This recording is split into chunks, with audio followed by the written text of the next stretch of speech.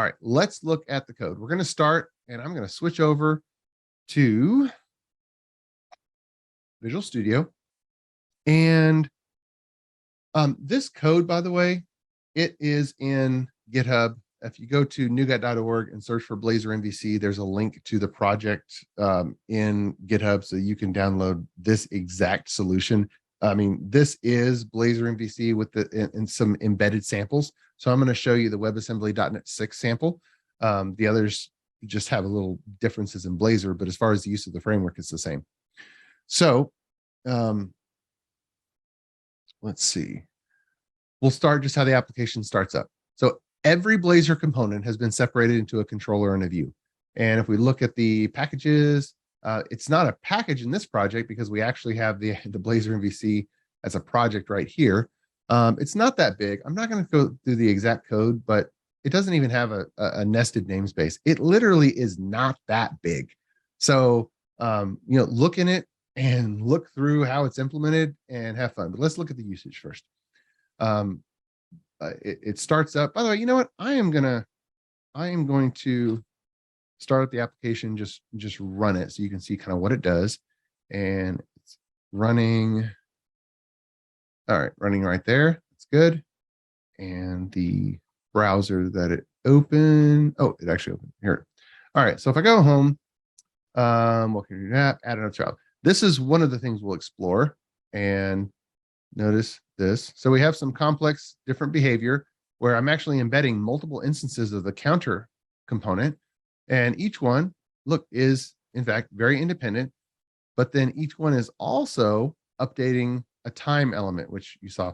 And so we have some kind of eventing going on, and all of them are doing it independently. And I want you to watch through the code that this is a parent page, and then each of these counter controllers are children. I want you to see that this parent is not individually telling all of these children that it should update time. That's really important. Of course, we have the regular counter, and we have that, but counter itself has some type of changes going on. So we'll look at that. And then fetch data. This is in the default template. But if I select, let's say, Balmy, and click on that, now we have another child popping up. You see Balmy based on that. And we have this time element again that's updating individually. So if I choose bracing and I click on freezing, I click on chilly, it updates right there. All right. So that's the application. Let's look at the different elements and pay special attention to this updating basically every second. All right, so we have app controller. Actually, the first one is we're going to add a IUI bus as a dependency, and we're going to create the MVC bus, which is part of the Blazor MVC library. And in this case, we're just not even going to mess with the logging. But in your application, you're going to want to redirect logging somewhere, and that's great. Okay. So we have that MVC bus and our app controller. Let me go into app controller right down here. App controller inherits from controller component base. So in Blazor MVC, there's two subclasses that both inherit from controller base from Blazor, and one's controller component base and one is view component base. And so those are the two base classes you'll use. And so the controller logic, all we do here is add an additional child controller. And in this case, we don't have to use markup to embed a controller. We use code to embed a controller. And we use a base class method called append render fragment. Blazor doesn't have a controls.add or a child controls.add type of method like the previous frameworks had. And the concept of subcontrollers never made it to ASP.NET MVC. There was kind of like HTML.action that came from the view. And so MVC contrib, that open source library, had a pattern for subcontrollers where a controller could decide that it needed a child, and you didn't have to have the view decide. All right. So this, we're going to embed this heartbeat controller. Let's look at what this is. Heartbeat controller right here. Notice that heartbeat controller inherits from MVC component base. Actually, I left out one of the inheritance hierarchy in this case.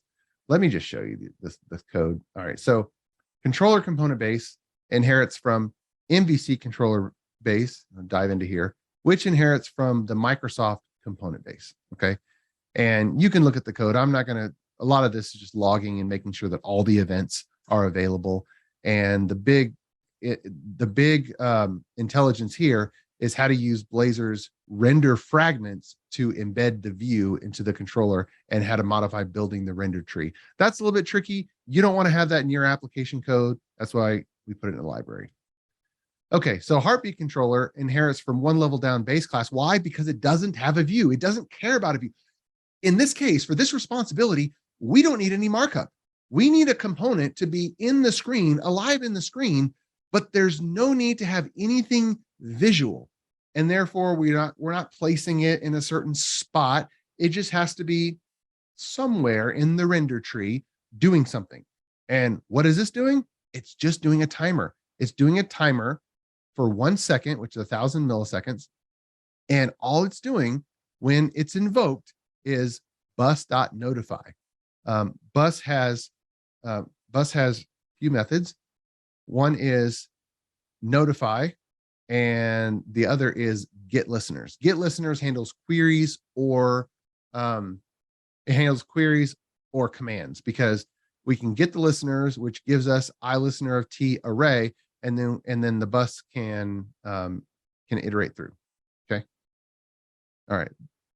But don't confuse this style of bus with the mediator implementation of a bus. This pattern right here is not for handlers to save data to a database.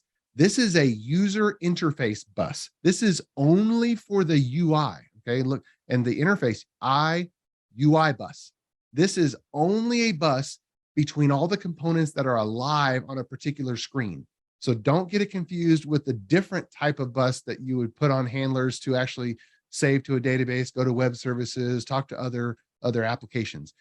This bus is for a particular screen inside the user interface of the application. All right. So notify is primarily the thing that's important for this implementation. That's why we don't have a bus.send. All right. But either way, it's going to notify with a new application heartbeat with the current time every 1 second. Okay. So that means any component can listen for what event? Application heartbeat. All right. So this is a controller with no view. That's one sample. Let me close that. All right. And app controller. App controller declares its view type. So let's control B. Let's go into view, which is down here. And so this is the view part of the application view, which has the markup. Okay. Pretty simple. And because of the way the framework does it, the view declares its default layout, which is the component for the layout. Now, we factored the layout into a controller and a view. And so let's look here. We have main layout controller. The controller always comes first. And I've commented this out. You can add this back just to get some more layout, but I left this in the sample. So pretend this isn't there.